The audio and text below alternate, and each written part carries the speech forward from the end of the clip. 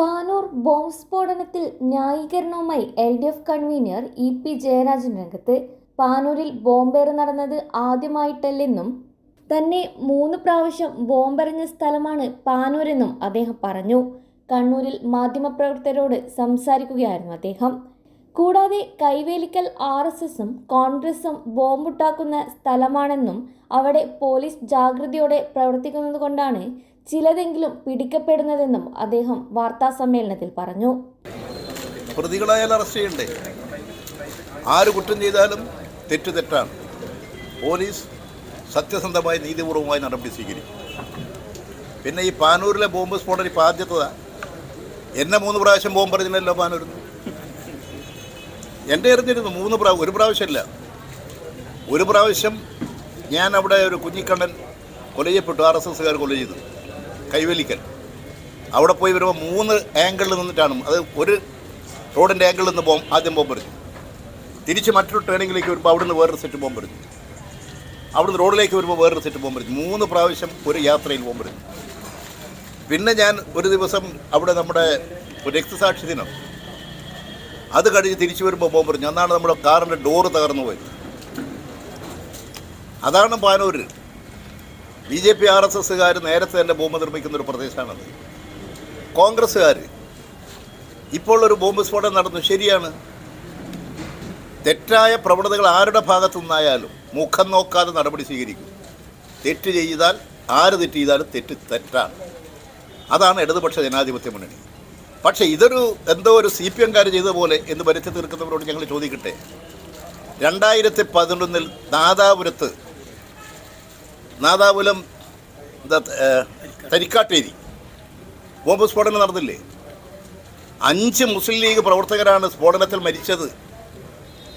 2013 വീണ്ടും ബോംബ് പൊട്ടിയവിടെ 8 പേർക്കാണ് പരിക്കേറ്റത്. അതിൽ 4 പേര് ഇന്ന് ജീവച്ഛവങ്ങളായി ജീവിക്കുന്നുണ്ട്, കണ്ണില്ല, കാലില്ല, കൈയില്ലാത്തവരായിട്ട്. മൊകേരി വള്ളിയായിൽ ബോംബ് നിർമ്മിക്കുമ്പോൾ പൊട്ടി കോൺഗ്രസ്സുകാരൻ മരിച്ചില്ലേ? നമ്മുടെ പയ്യന്നൂർ ആലക്കാട് അവിടെ 2 കൈയില്ലാത്ത ഒരാളുണ്ടത്, BJP-യുടെ അവിടുത്തെ നേതാവാണ്, പ്രാദേശിക നേതാവ്, ബോംബ് പൊട്ടി മരിച്ച ബോംബ് നിർമ്മിക്കുമ്പോൾ.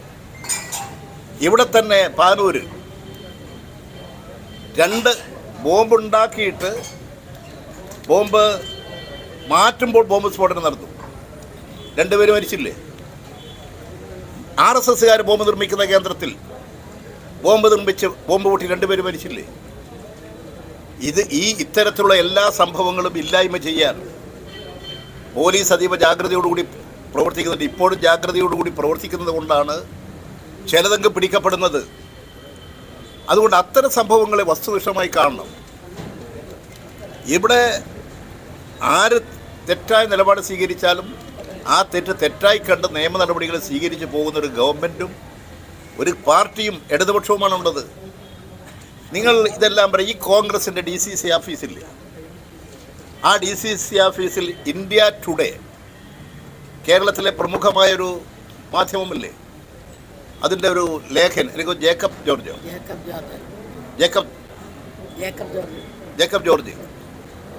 അദ്ദേഹം കോൺഗ്രസിൻ്റെ DCC ഓഫീസിൽ പോയി.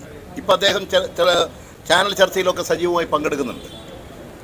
അവിടെ പോകുമ്പോൾ അതിൻ്റെ അടുത്ത ഭാഗത്തുള്ള മുറിയിൽ ഒരു ഹാഫ് നിക്കർ, കറുത്ത ഹാഫ് നിക്കറും കറുത്ത ഒരു ബനിയനോട്ട് കറുത്തിട്ടൊരാൾ ഒരു മേശേൻ്റെ മേലെ കമിഞ്ഞ് കിടന്നിട്ട് എന്തോ ഇങ്ങനെ ചെയ്യുകയാണ്.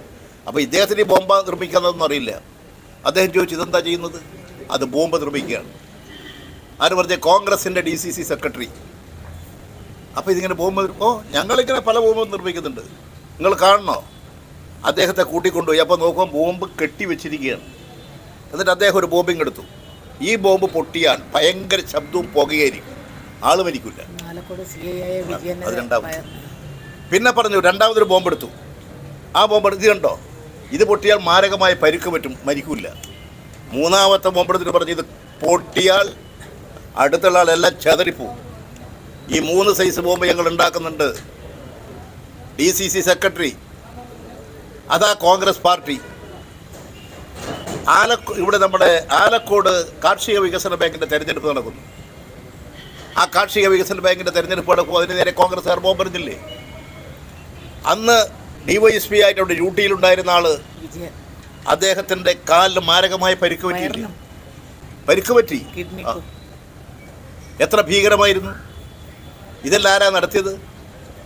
ബോംബ് നിർമ്മിച്ച് നടക്കുകയായിരുന്നില്ലേ?